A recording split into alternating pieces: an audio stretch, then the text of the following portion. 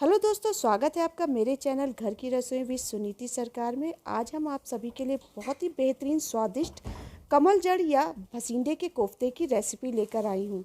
Video अच्छा लगे तो लाइक करें, शेयर करें ज़्यादा से ज़्यादा फ्रेंड्स और फैमिली में। चैनल पे पहली बार आए हैं तो सब्सक्राइब करना बिल्कुल ना भूलें। तो चलिए देखते हैं भसींडे के कोफ्ते कैसे बनते हैं।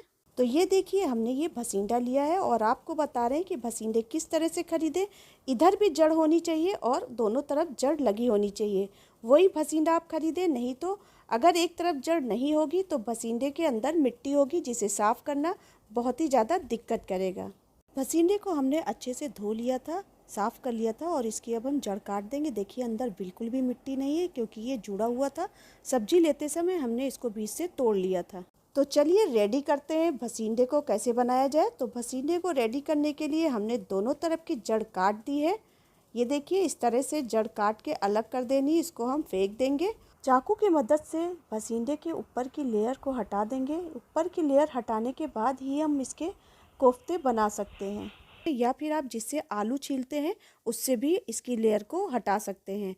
चाकू से भसींडे को छीलने के बाद किनारों को इस तरह से साफ कर लेंगे। एक भसींडे को हमने चाकू से साफ किया है और दूसरे को हम पीलर से साफ करेंगे, जिस तरह से वीडियो में दिखा रहे हैं। इस तरह से हल्के हल्के से ऊपर की लेयर हटा देंगे। तो ये देखिए भसींडे एकदम साफ हो गए हैं, ऊपर की लेयर हट गई है। तो देखिए एकदम सफ़ेद लग रहे हैं। एक साफ प्लेट लेंगे और जो हमने कमल जड़ है साफ़ किए हैं उसको हम 20 से 4 भाग करेंगे लंबे में, और 4 भाग करने के बाद इसको छोटे छोटे टुकड़ों में काट लेंगे। जिस तरह से वीडियो में दिखा रहे हैं इस तरह से इसको हम काटेंगे और इसके छोटे छोटे टुकड़े प्लेट में कट कर लेंगे। एक बार कमल जड़ या कमल ककड़ी के कोफ्ते बनाकर ज़रूर देखें, बाकी के सारे कोफ्ते खाना आप भूल जाएंगे। भसींडे को आप इस तरह से गोल में भी काट सकते हैं, लेकिन लंबाई में अगर काटते हैं तो इसको पीसने में आसानी रहेगी। तो ये लीजिए, बातों बातों में मेरे सारे भसींडे कट कर तैयार हो गए हैं। तो इस तरह इसको हमने रख दिया है और अब चलते हैं आगे इसका क्या करते हैं। तो ये हम मिक्सी का जार लेंगे और उसमें हम भसींडे आधे आधे करके पीस लेंगे, क्योंकि ज़्यादा पीसेंगे तो पीसने में थोड़ा परेशानी होगी, क्योंकि ये सूखे भी हैं। तो इसे पीस लेते हैं मिक्सी में आधा करके। मिक्सी के जार में हमने आधे भसींडे डाल लिए हैं और उसको हम पीस लेते हैं। अभी हम इसमें पानी नहीं डालेंगे, ज़रूरत लगेगी तभी हम इसमें पानी का यूज़ करेंगे। तो ये देखिए हमने पीस लिया है और जो बाकी बचे भसींडे थे वो भी हम इसमें डाल देंगे। बाकी के बचे हुए भसींडे भी डालकर हम इसे ग्राइंड कर लेते हैं। ग्राइंड करते समय भसींडा बहुत अच्छे से महीन नहीं हो पा रहा था, तो 1 टेबल स्पून इसमें हम पानी डालेंगे। पीसते समय एकदम से ज़्यादा पानी नहीं डाल सकते, नहीं तो ये गीला हो जाएगा। जिसे सुखाने के लिए हमें बेसन डालना पड़ेगा, जिससे गोलियां सख्त बन जाएंगी। कमल जड़ को पीसने में हमें 2 टेबल स्पून पानी का यूज़ किया है। तो ये लीजिए परफेक्ट पेस्ट बनकर तैयार हो गया है। पानी का यूज़ जिस तरह से हम कर रहे हैं आप उसी तरह से करें, क्योंकि ज़्यादा पानी पड़ जाएगा तो इसको बाद में बनाना बहुत ज़्यादा कठिन हो जाएगा, इसलिए इसी तरह से पानी का यूज़ करें। तो ये लीजिए, हमने 5 नॉर्मल प्याज लिए हैं और इसको हमने छीलकर बारीक काट लिया है, रफली चॉप किया है। और ये हमने कुछ लहसुन की कलियाँ लिए हैं 6-7, और ये अदरक के टुकड़े लिए हैं। इसको भी हम ग्राइंड कर लेंगे अच्छे से। अदरक प्याज लहसुन का हमने पेस्ट बनाकर रख दिया है। गैस ऑन करके हमने एक तवा चढ़ाया है, उस पर हमने 2 टेबल स्पून बेसन डाला है। उसको खुशबू आने तक भून लेंगे। चम्मच से चलाते हुए हमें बेसन को भून लेना है और एक भीनी सी खुशबू आने लगती है, बस उतना ही हमें बेसन को भूनना है। गैस को अब कर दिया है बंद। देखिए इस तरह से इतना ही भूनना है। बेसन की गैस बंद करने के बाद भी इसी तरह से चम्मच से थोड़ी देर चलाएंगे, क्योंकि तवा गर्म है तो बेसन जल सकता है। बेसन को भून के रख दिया है। तो चलते हैं दूसरी तरफ। एक बाउल लेंगे और उसमें हमने जो भसींडा पीस के रखा है ना कमल जड़, उसको उस बाउल में पलट देंगे। भसींडे में बेसन डालते समय बहुत ही सावधानी रखनी है, क्योंकि अगर ज़्यादा हो जाएगा बेसन तो उससे ये थोड़ा हार्ड बन सकता है। अगर आप सॉफ्ट कोफ्ते खाने चाहते हैं तो बेसन थोड़ा कम डालें। लेकिन हमने ये 200 ग्राम भसींडे लिए थे, तो इस हिसाब से 2 चम्मच बेसन बिल्कुल ठीक है। तो हमने सारा बेसन डाल दिया है और अब हम इसमें कुछ मसाले ऐड करेंगे। हाफ टेबल स्पून हमने पिसा हुआ लाल मिर्च डाला है, हाफ टेबल स्पून हमने धनिया और हाफ टेबल स्पून हमने गरम मसाला डाला है, और नमक स्वाद अनुसार हाफ टेबल स्पून हमने डाला है।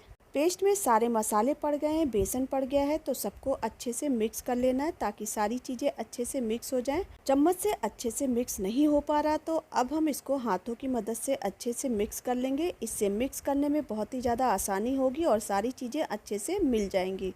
तो ये लीजिए सारी चीज़ें अच्छे से मिक्स हो गई हैं।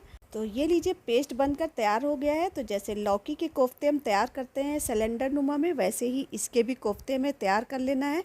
आप चाहें तो गोल भी कर सकते हैं और चाहें तो इसे सिलेंडर नुमा या अंडाकार में भी आप इसे बना सकते हैं। तो ये देखिए हम आज इसे सिलेंडर नुमा आकार दे रहे हैं, तो आप चाहें तो इसी तरह से इसको बना सकते हैं। पेस्ट की इसी तरह से हम सारी गोलियां बनाकर तैयार कर लेंगे। इसकी गोलियां बहुत ज़्यादा बड़ी नहीं तैयार करनी है, थोड़ा सा पेस्ट हाथों में लेंगे, उसको दबाते हुए इसको एक अच्छा सा रोल बना लेंगे गोल सा, और फिर उसे सिलेंडर नुमा आकार दे देंगे जिस तरह से हम वीडियो में दिखा रहे हैं। इसी तरह से हमें सारी गोलियां बनाकर तैयार कर लेना है।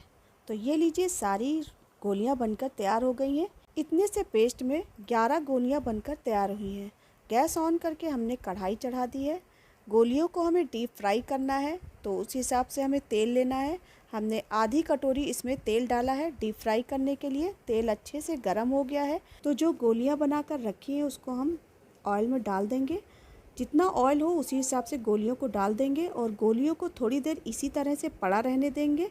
थोड़ी देर के बाद इसको हम पलटेंगे। जब लगेगा कि हाँ थोड़ा सा इसकी सतह हल्की सी सुनहरी हो गई है, तब हम इसे पलट देंगे और हर तरफ से सुनहरा होने तक हमें इसे भून लेना है, डीप फ्राई कर लेना है। थोड़ी थोड़ी देर बाद गोलियों को हमें पलट देना है ताकि हर तरफ से ये अच्छे से सुनहरी भुन जाए, डीप फ्राई हो जाए।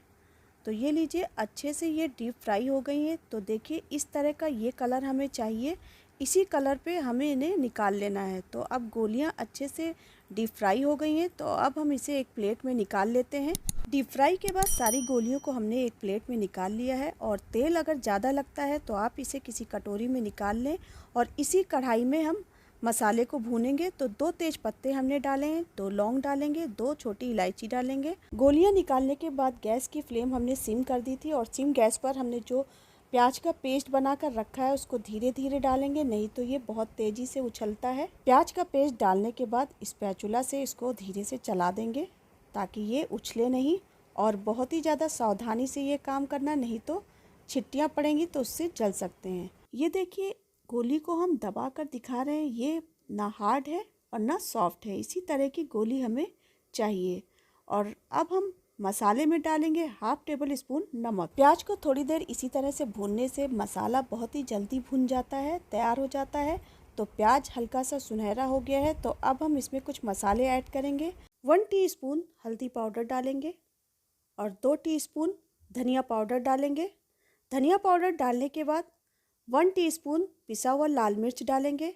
आप चाहें तो तीखा और कश्मीरी मिर्च मिलाकर डाल सकते हैं। हमने यहाँ पर तीखा लाल मिर्च डाला है। और 1 टीस्पून गरम मसाला डालेंगे। सारे मसाले डालने के बाद स्पैचुला से इसको अच्छे से चला देंगे। गैस की फ्लेम इस समय भी सिम रहेगी ताकि मसाले जलने ना पाएँ।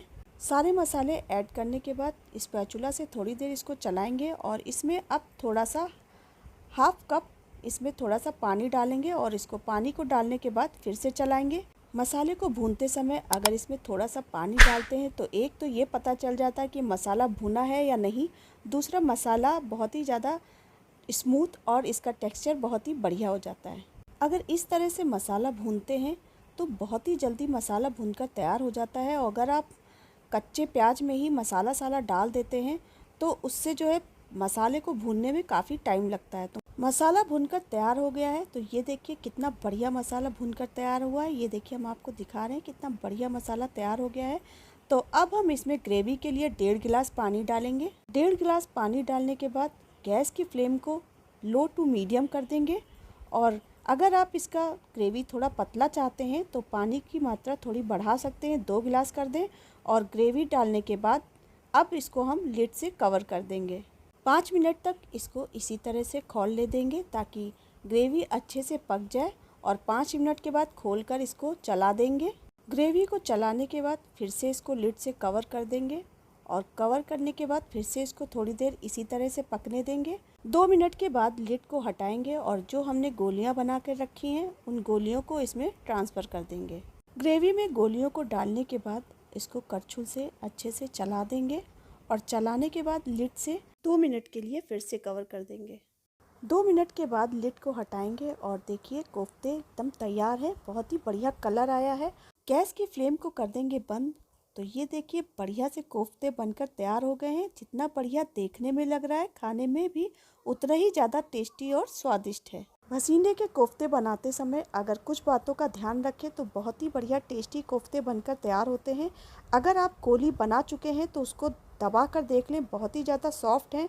तो ग्रेवी में इतनी देर डाल के पकाना नहीं है। जब ग्रेवी बन जाए उसके बाद गैस बंद करने के बाद गोलियां डालें। तो ये लीजिए गर्मा गर्म कोफ्ते बनकर तैयार हैं। कुछ लोग इसे भसींडे भी कहते हैं, कुछ लोग कमल जड़ कहते हैं, कुछ लोग कमल ककड़ी कहते हैं। तो इसके कोफ्ते आप बनाकर खाएं, बहुत ही ज़्यादा बहुत ही टेस्टी कोफ्ते लगते हैं ये खाने में। तो ये लीजिए हम इस गार्निश करेंगे इसे धनिया पत्ती के साथ। तो कितने बढ़िया ये कोफ्ते बन के तैयार हुए हैं। आप इसे रोटी के साथ, चावल के साथ बहुत ही अच्छे से एंजॉय कर सकते हैं। जो भी ये खाएगा वो पूछेगा आपसे ये कैसे बनाया।